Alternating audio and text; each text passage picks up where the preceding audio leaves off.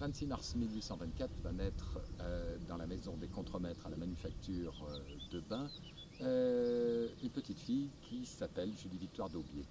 37 ans plus tard, 1861, cette Julie Victoire deviendra la première bachelière de France. Alors, le cursus ou la vie de Julie Victoire ne se résume pas en quelques minutes, mais simplement on peut dégager quand même quelques petits points forts. Déjà, sa carrière professionnelle. À 20 ans, elle obtiendra le diplôme d'institutrice. Elle pourra donc revendiquer ce diplôme. Mais elle a très vite compris, je pense, parce que c'est un rat de bibliothèque au sens où elle va lire énormément, elle a tout de suite compris que briser les tabous de cette société très fermée du milieu du 19e siècle impose aux femmes un parcours du combattant assez compliqué. Et revendiquer une égalité de droit, parce que le droit en application à cette époque, il existe, mais c'est surtout un droit d'usage, pour une femme c'est quelque chose de très compliqué. Surtout qu'elle a quelques exemples de femmes qui ont essayé de révolutionner, de casser la baraque tout simplement avant, et l'histoire s'est très mal terminée. Donc elle saura y aller d'une façon rationnelle, d'une façon progressive, et elle a bien compris que pour revendiquer une égalité de droit ou de traitement, la femme doit prouver ses capacités. Je vous rappelle la phrase de Proudhon, notre grand socialiste, femme ménagère ou courtisane. Voilà, ça vous donne un peu la position et l'état d'esprit de l'époque. Et pour Julie Victoire, elle comprendra très vite que la seule méthode pour briser ces tabous, ce droit d'usage, c'est d'obtenir une reconnaissance. Seule reconnaissance intellectuelle non contestée à cette époque, c'est la reconnaissance universitaire. Donc elle va se battre pendant de nombreuses années pour passer son baccalauréat, devenant la première bachelière de France. Et même si cette première étape va être très très importante, va ouvrir un petit peu la voie aux autres, elle a bien compris que c'est encore insuffisant.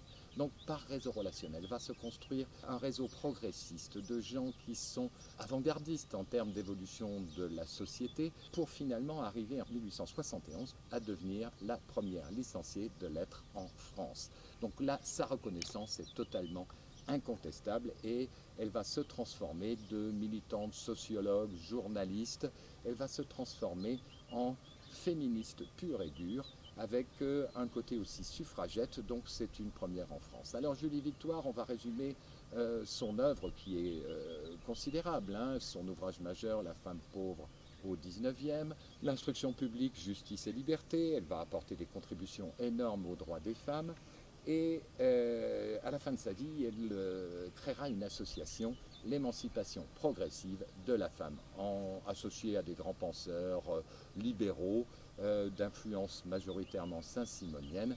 Et à partir de sa licence de lettres, elle va devenir vraiment une militante du droit des femmes. Malheureusement, elle travaillera à la fin de sa vie sur son doctorat, mais la nature en décidera autrement et elle n'aura pas le temps de soutenir sa thèse de doctorat.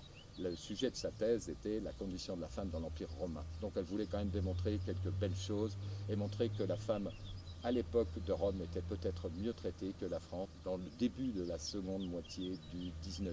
Une œuvre journalistique qui est toujours accessible et qui est toujours d'actualité, avec des thèmes sur le droit de vote des femmes, avec des thèmes sur l'égalité salariale homme-femme. Alors bien sûr, au XXIe siècle, ça fait sourire, mais je peux vous garantir que ces problèmes étaient beaucoup, beaucoup plus importants qu'aujourd'hui. Donc, une avant-gardiste, malheureusement, un petit peu oubliée, et surtout oubliée et rejetée par l'établissement qui y voyait, allez, je vais terminer par un mot un petit peu vulgaire, mais une emmerdeuse et quelqu'un qui dérangeait énormément.